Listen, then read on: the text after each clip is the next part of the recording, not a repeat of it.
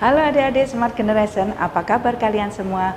Berjumpa kembali dengan video pembelajaran Primagama. Perkenalkan, nama kakak Aryani Astuti, instruktur Smart kelas 6 tematik.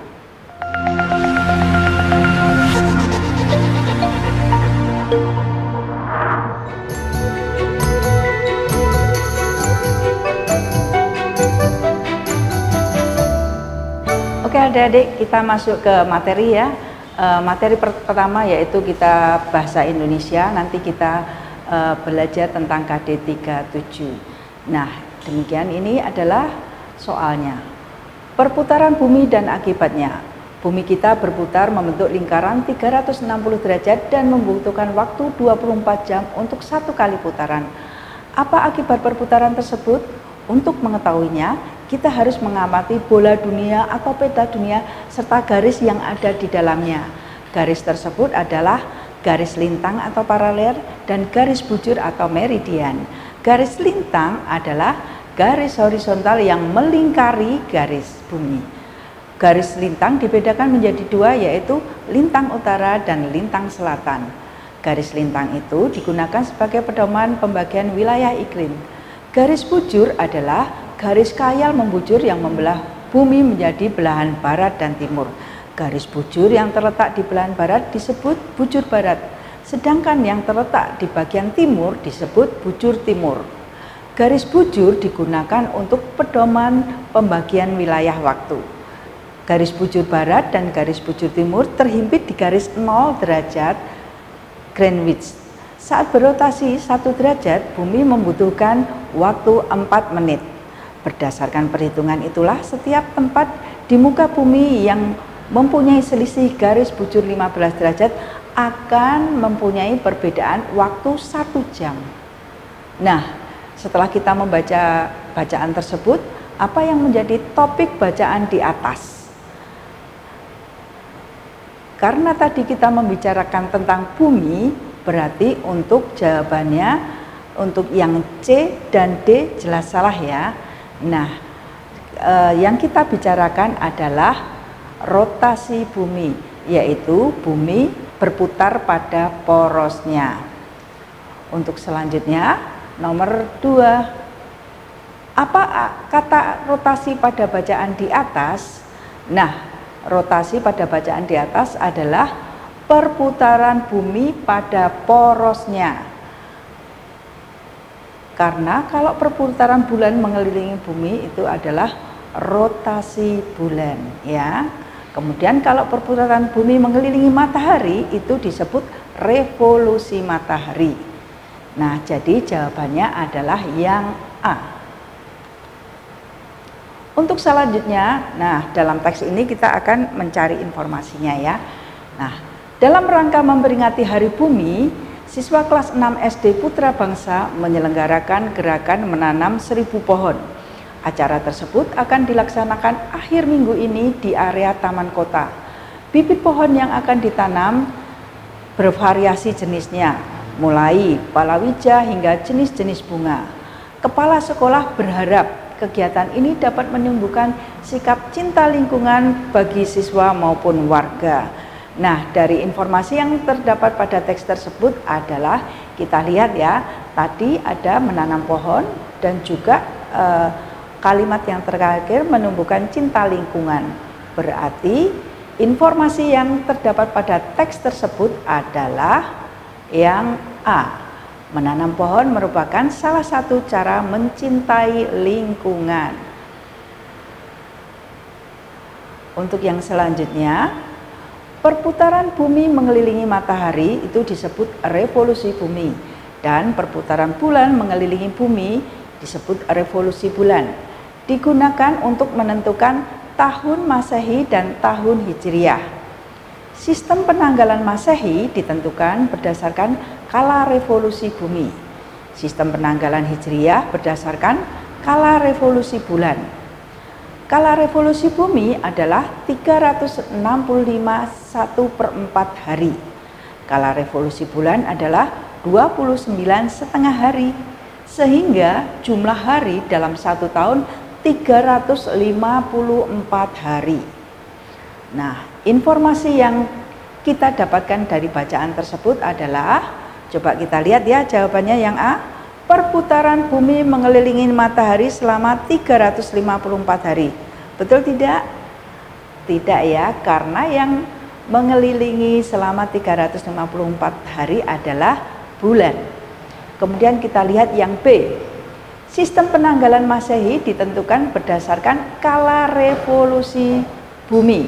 Kita lihat tadi bacaan di kalimat yang kedua. Sistem penanggalan Masehi ditentukan berdasarkan kala revolusi bumi. Nah, inilah jawabannya. Oke, kemudian untuk yang C dan D jelas salah ya. Oke, kita lanjut. Setelah kita tadi belajar bahasa Indonesia, kita lanjutkan dengan belajar ilmu pengetahuan alam. Nah, di sini saya akan menjelaskan tentang peristiwa rotasi dan revolusi bumi serta terjadinya gerhana bulan dan gerhana matahari. Nah, untuk lebih jelasnya kita ke soal dulu ya. Perputaran bumi pada porosnya disebut rotasi bumi. Rotasi bumi ini mengakibatkan seolah-olah matahari bergerak dari timur ke barat, terbit dari timur dan tenggelam di barat. Peristiwa ini dinamakan yang A, gerak semu, B, gerak matahari, C, gerak bulan, dan D, gerak rotasi. Nah, karena yang sebenarnya bergerak adalah bumi, seolah-olah kita mataharinya terbit dari timur ke arah barat, padahal yang bergerak adalah buminya, maka jawabannya peristiwa ini dinamakan gerak semu. Kita lanjut. Nah, bumi berputar pada porosnya atau disebut dengan rotasi bumi. Peredaran bumi mengelilingi sumbunya tidak akan terasa karena adanya gaya gravitasi. Akibat dari rotasi bumi adalah, kalau yang A perubahan fase-fase bulan. Bulan iya enggak? Bukan ya, karena fase-fase bulan disebabkan oleh bulan itu sendiri. Kemudian yang B, gerak semu tahunan matahari. Yang C, pergantian siang dan malam, dan D, perubahan musim. Berarti jawabannya adalah yang C, pergantian siang dan malam. Perhatikan peristiwa berikut. 1. Bentuk bumi pepat di kutub dan menggembung di bagian khatulistiwa. 2. Matahari seakan-akan bergeser dari utara ke selatan khatulistiwa. Yang ketiga, matahari seakan-akan terbit dari timur dan terbenam di barat. Yang keempat, perbedaan waktu antar daerah di bumi. Yang kelima, pergantian musim di belahan bumi utara dan selatan. Peristiwa yang terjadi akibat revolusi bumi adalah yang pertama, 1. Bentuk bumi pepat di kutub dan mengembung di bagian khatulistiwa. Betul ya? Oke, betul. Kita ambil, kita keep dulu. Yang kedua, matahari seakan-akan bergeser dari utara ke selatan khatulistiwa. Tidak ya? Oke, kita silang, kita hilangkan. Yang ketiga, matahari seakan-akan terbit dari timur dan terbenam di barat. Nah, ini yang disebut gerak semu matahari tadi. Berarti kita ambil. Yang keempat, perbedaan waktu antar daerah di bumi. Betul ya? Berarti jawabannya adalah yang B, 1, 3, dan 4. Nah, di sini soal selanjutnya yaitu tentang gerhana. Di layar terlihat adanya matahari, bumi, bulan itu satu garis lurus ya. Kemudian bulan itu berada di umbra.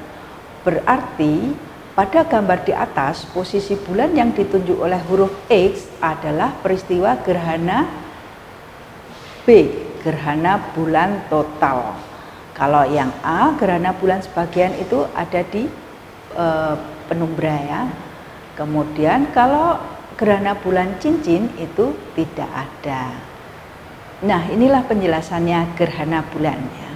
Gerhana bulan terjadi apabila posisi matahari, bulan, dan bumi pada garis lurus. Ya, ingat bulannya ada di tengah. Kemudian macam-macam gerhana bulan ada gerhana bulan total. Nah, itu bulan akan tepat berada pada daerah umbra. Kemudian yang kedua, gerhana bulan sebagian. Dan yang ketiga, gerhana bulan penumbra atau seluruh bagian bulan berada di bagian penumbra, sehingga bulan masih terlihat dengan warna yang suram. Nah, kalau gerhana matahari itu posisinya adalah matahari, bumi, dan bulan. Ingat, gerhana matahari posisinya bumi ada di tengah. Baiklah, kita lanjutkan ke materi ilmu pengetahuan sosial. Nah, di sini kita akan belajar KD 3.1, yaitu mengidentifikasi karakteristik geografis dan kehidupan sosial budaya ekonomi politik di wilayah ASEAN. Nah, ASEAN itu berdiri pada tanggal 8 Agustus 1967, dibentuk oleh 5 negara, yaitu negara kita sendiri adalah Indonesia, kemudian Malaysia, Filipina, Singapura, Thailand. Dan ASEAN ini melalui penandatanganan deklarasi Bangkok. Sebenarnya untuk wakil-wakilnya dari Indonesia itu adalah Adam Malik, kemudian Malaysia itu Tun Abdul Razak, Filipina itu Francisco Ramos, kemudian Singapura S. Rajaratnam, Thailand Tanat Poman. Nah, itulah pendiri-pendirinya, wakil-wakilnya. Nah, kita lihat soalnya. Salah satu bentuk kerjasama dalam bidang kebudayaan yang dilakukan oleh negara anggota ASEAN adalah yang A, pengiriman TKI ke luar negeri, bukan ya. Yang B, pengiriman barang ke luar negeri, tidak juga ya. Kemudian yang C, pertukaran barang, ini juga bukan. Yang D, pertukaran pelajar. Nah, inilah jawabannya, yaitu yang D. Kita lanjut. Satu hal yang tidak menguntungkan dari letak strategis wilayah Indonesia adalah A, dikenal oleh bangsa-bangsa di seluruh dunia.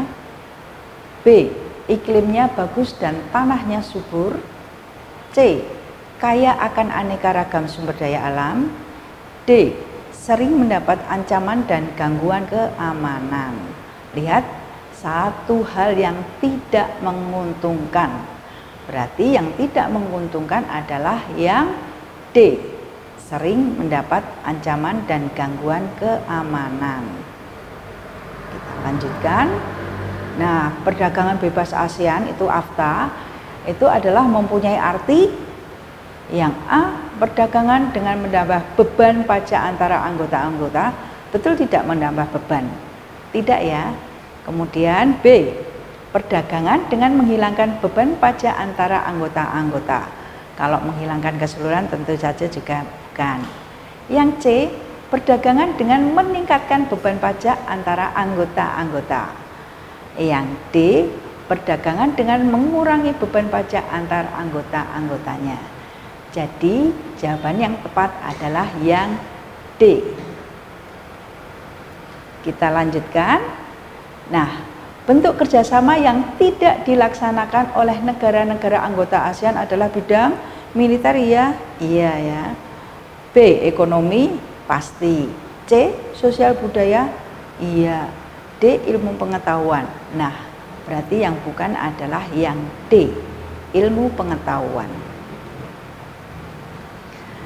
Kita lanjutkan materinya, yaitu PPKN. PPKN kita akan membahas tentang pelaksanaan kewajiban, hak, dan tanggung jawab sebagai warga negara beserta dampaknya dalam kehidupan sehari-hari.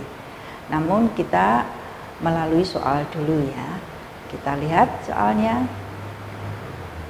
Kewajiban merupakan sesuatu yang harus dilakukan.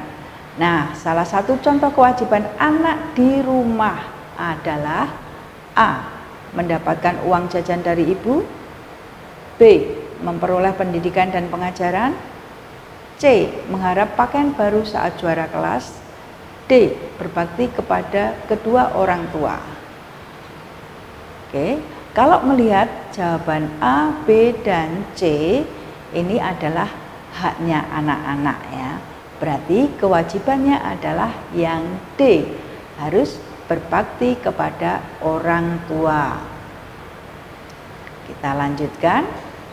Di bawah ini merupakan akibat tidak ikut gotong royong menjaga kebersihan dan kelestarian lingkungan adalah A. Tersebarnya wabah penyakit, B. Kelangsungan hidup flora dan fauna tetap terjaga, C. Mencegah terjadinya bencana banjir, D. Mengurangi pencemaran lingkungan. Nah, kalau tidak ikut gotong royong berarti yang A. Tersebar wabah penyakit karena kita tidak ikut bersih-bersih ya. Oke, untuk soal selanjutnya adalah manusia adalah makhluk sosial yang selalu membutuhkan orang lain. Sebagai makhluk sosial, kita memiliki tetangga. Kita harus hidup rukun dengan tetangga. Kita perlu melakukan kerjasama. Salah satu gambar yang menunjukkan perilaku hidup rukun di lingkungan rumah adalah, kita lihat ya, yang A. Pak tentara kita ini sedang bergotong royong di luar rumah. Kemudian yang B, ternyata satu keluarga sedang makan bersama. Berarti inilah yang menunjukkan perilaku hidup rukun di rumah ya. Jadi jawabannya adalah yang B. Sedangkan yang C dan D adalah warga masyarakat yang bergotong royong membersihkan di luar lingkungan rumah. Untuk soal selanjutnya, mari kita perhatikan gambar ini. Nah, gambar 1 ini adalah gambar anak-anak SD yang sedang membersihkan lingkungan sekolahnya.